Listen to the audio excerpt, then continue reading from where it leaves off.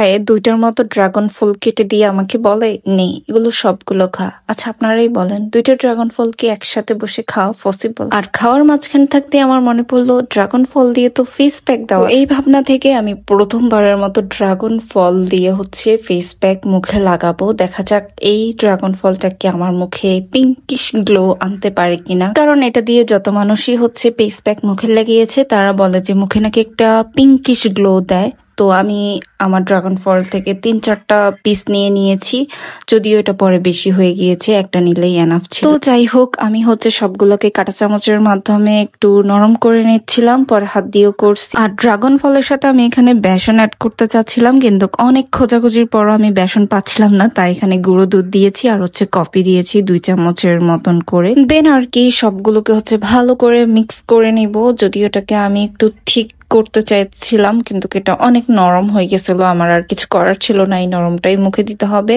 তো আমার face pack ready. এখন এটাকে আমি মুখে লাগাবো।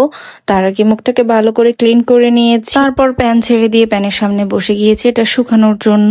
আর এটাকে আমি মুখে দিয়ে 10 মিনিট ওয়েট করে দেন মাসাজ করেছি, তারপর আবার 10 মিনিট রেখে দেন ভালো করে ওয়াশ করে ফেলেছি। কিন্তু এটা আমার মুখে খুব একটা পিঙ্কিশ গ্লো আনেনি, তবে হ্যাঁ পেস্টটা আগের থেকে কিছুটা নরম হয়েছে আর ক্লিন হয়েছে অনেক।